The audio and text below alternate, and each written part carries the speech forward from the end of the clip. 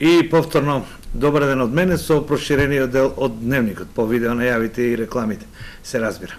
Денес, 25 јули, тополден, бранот е на одминување, велат, но ќе почекаме да видиме дали ќе има и какво разгладување за следните неколку дена. Но тоа е надвор од нашата ингеренција и она што ние можеме да го направиме.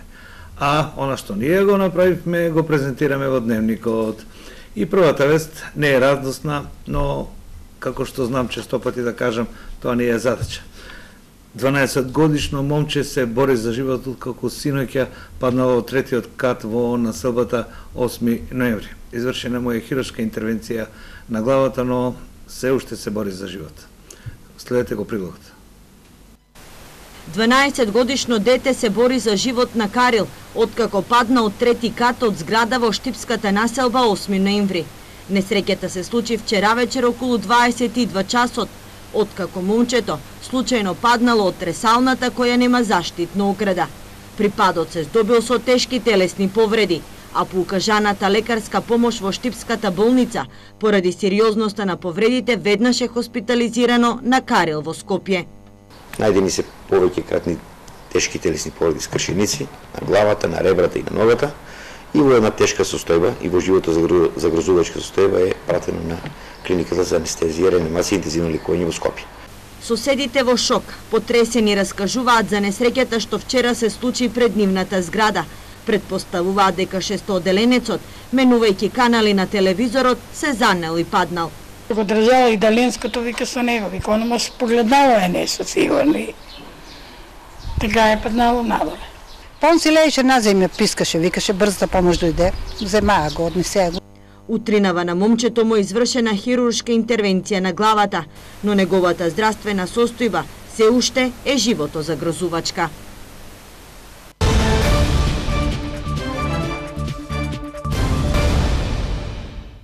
Целосното уништување на комарците, кои што се преносители на разни болести, а и се, така кажеме, досадни во лечните вечерни денови, е задача на локалната самоуправа според законот и нивното уништување е невозможно. Но третирањето против комарци во периоди каде што според науката е можно нивната намалување на нивниот број, е можно со прскање и со употребата на хемикали. Општина Виница еднаш веќе го третираше својот простор, а е веќе по втор пат од висина, со авион, ќе се прска околината на Ивиница за намалување на бројот на комарците. Да видиме за што станува збор. Општина Виница во четврток ќе спроведе петтата акција за заштита од комарци. Прескањето и овој пат нема да биде од земја, туку само од авион. Целосно уништување на комарците ниту може, ниту треба да има заради одржување на континуитетот во природниот синџер за исхрана, велат од епидемиолошката служба во Виница. Согласно Законот за заштита на населението од заразни болести, секако е и мерката на сузбивање на комарците, односно дезинсекцијата во општина Виница. До 2013 година во општина Виница не се вршеа такви активности за намалување на бројот на комарците. Од 2013 година перманентно до сега 2017 година, значи поред некаде сега доаѓа пето прскање за уништување, односно намалување на бројот на комарците. И секако дека тие 5 години со самите акции кои што се правени, нели, за уништување и намалување на бројот на комарците, е постигнат некаков ефект, меѓутоа населението сака, значи, една ситуација во која ќе нема ни еден комарец. Намалувањето на комарците во еден поднослив број, кој што, нели, број нема штетно да влијае врз луѓето. Виница годинава нема да спроведе прскање од земја и ларвицидно, кое би требало да претходат на авионското, но процедурата со користење на препаратите останува иста, вели Николов.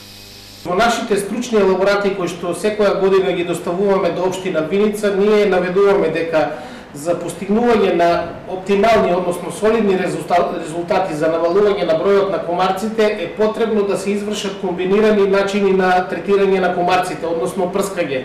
Тоа е ларвицидната дезинсекција која што се прави во раните пролетни денови, се ставало ербицидно средство во сите стоечки водени површини, значи реки, некои стоечки, езера, езерциња, мислам, вештачки кои што ги има на нашата територија.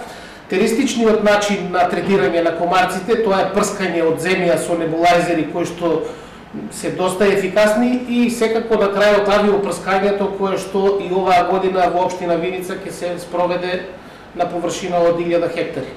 А препаратот е одобрен од Бирото за лекови, останува истиот делтеметрински препарат кој што е еколошки и одобрен од Бирото за лекови.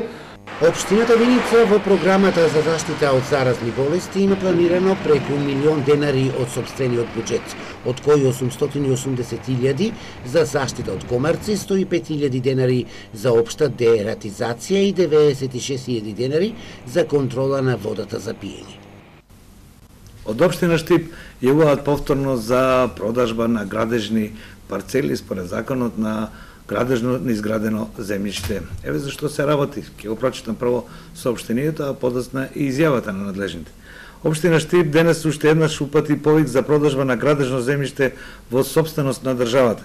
Предмет на јавно надавање се 13 локации или парцели со различна намена. 8 парцели се наменети за изградба на згради, 2 за деловни објекти, 1 за бензинска пумпа и 2 за лесна и незагадувачка индустрија. Предвидено е 7 згради да се изградат во населбата Сењак 4 и 1 во Пребег. Предмет на јавното надавање се 13 локации или парцели со различна намена. 8 парцели се наменети за изградба на згради, 2 за деловни објекти, 1 за бензинска пумпа и 2 за лесна и незагадувачка индустрија. Парцелите за 7 згради се во населбата Сењак 4 и 1 во Пребег. Деловните објекти се на локација Стари Бунари, локацијата за бензинската пумпа на магистралниот пат М6 близу село Драгоево, додека парцелите за лесна и незагадувачка индустрија се на локација во Пребег и во место викано Дузмеш кај село Суво Грло. Почетната цена на надавањето се движи од 61 до 2300 денари за метар квадратен. Пријавите за учество на јавното надавање може да се достават до 8 август годинава на интернет страницата градежно-земјиште.мк, а надавањето ќе се одржи на 10 август од 8 до 11 часот во 15 минутни интервали. Целиот оглас може да се свими од веб страницата на општина Штип. И повторно уште еден предлог од регионот и повторно од Виница. Првото беше за запрошувањето за комарците, а за вториот ќе се обидам да ви го прочитам. Општина Виница ја реализира програмата за уредување на градежното земјиште и патишта за 2017 година. Според годишната програма, изградба на улици е предвидено во Јакимово, Лески, Црнкамен, Виница, Кршла. Општина Виница информира дека деновиве заврши асфалтирањето на улици во селата Градец и Пеклани во должина од по 370 метри, за што беа инвестирани 4 милиони денари. За улици во село Трстија и за улици во градот Виница се издвоени околу 10 милиони денари средства од општинскиот буџет и од Агенцијата за државни патишта.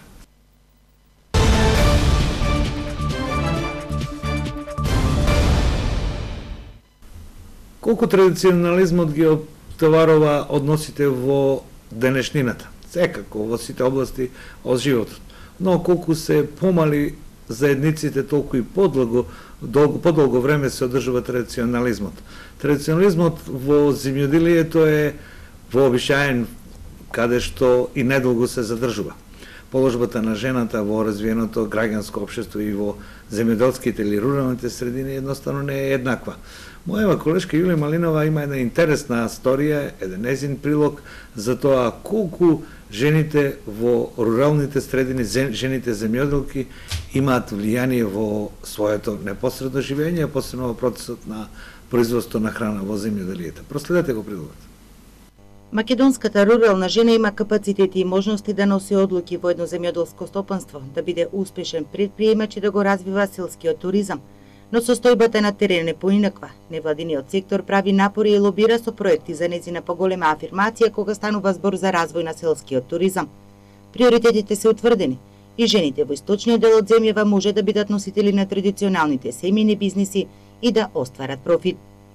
Целиот регион, што источнопланскиот регион, почнувајќи од Плачковичкиот дел кај нас, пониква Осоговскиот дел, Пехчево, Берово, Делчево, значи се што е во рамките каде што може нашиот регион да понуди можности за туризам. Можностите се неограничени. Жените од руралните средини со традиционалните производи може да привлечат туристи. Идната улога на жената во овој дел го гледам во развој на така наречени неземјоделски услуги на стопанството. Тоа подразбира дека развојот на туристички услуги, развој на традиционални производи со географско потекло мора да го најдат своето место како информација до сите жени кои што имаат пристап до информативна технологија. А тоа значи дека благодарение на користењето на модерните средства за комуникација можат со помош на други стручни тела и институции во државата да пристапат кон развој на специфични производи кои што може да ги понудат на пазар, со што ќе овозможат создавање на дополнителен приход за семејството, а со тоа ќе зголемат својата самостојност и ќе зголемат низината улога во земјоделско семејство. Во соседството многу повеќе се посветува внимание на овој вид на туризам, вклучувајќи го и планинскиот. Конкретно во Благоевградската област овој вид на туризам е далеку поразвиен. Ние се концентрираме врху планинскиот и селскиот туризам. Ние сме фокусирани на развој на планинскиот и селскиот туризам. Станува збор за сместување на гостите во така наречени селски куќи за гости. Овој вид на туризам е високо развиен и со потенцијал да ги зголемиме сместувачките капацитети. Капацитетите на жените од руралните средини недоволно се искористени. Таа заостанува во едукацијата. Многу малку од нив се вработени, а доколку се вработени добиваат само половина од платата што би ја земал вработен маж во земјоделството. Ова го покажуваат истражувањата на терен на земјоделски организации, според кои дури 63% од жените на село се неактивни, а само 5% од нив имаат сопствен имот и земјиште. Кога сме кај традиционализмот, а и навиките се дел од него. Некои се за почитување, но некои се за непочитување. Тоа поточно влегуваат под удар на законот. Реновирањето на приватните стамбини и другите стамбини единици е проследено со отпад, со шут, кој честопати стои на јавните површини и повеќе од колку што со закон е пропишано ја нарушува животната околина. Како што знаете, законот пропишува најдолго до 7 дена и тоа оние кои тоа го направил треба да го отстрани, а честата слика во нашава околина, во целиот овој регион е дека во ова време се донесуваат дрва, се сечат дрва и тие стојат, се сушат и по месец дена на јавни површини. Повторувам дека законот вели дека во рок од 7 дена тие треба да бидат отстранети. Општинскиот инспектор Везенков ќе ви каже што вели законот. Комуналните инспектори и инспекцијските служби излегувате на терен и ја контролирате состојбата. Каква е состојбата со тоа градежниот шут граѓаните каде го одложуваат со оглед на тоа дека е период кога се гради?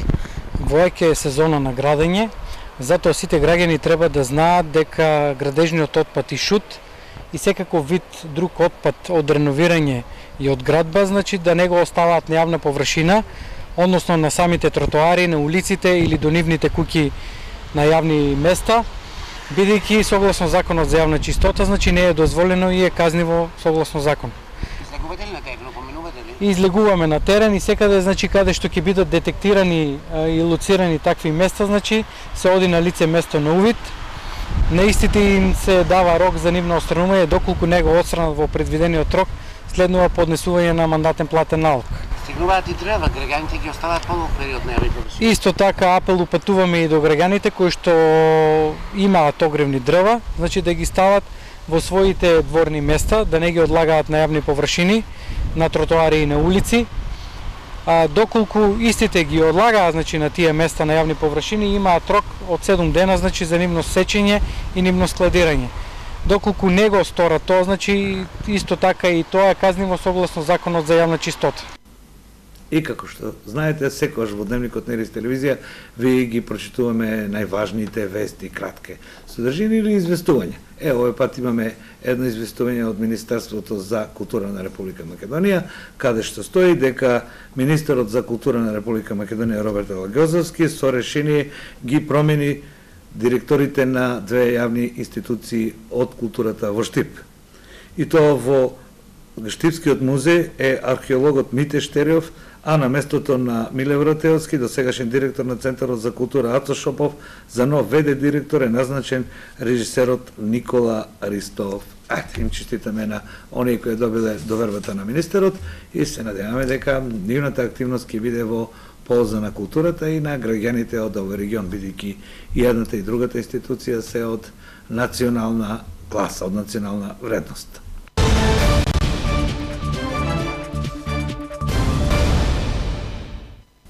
Спортска вест за последниот блок од овој дневник.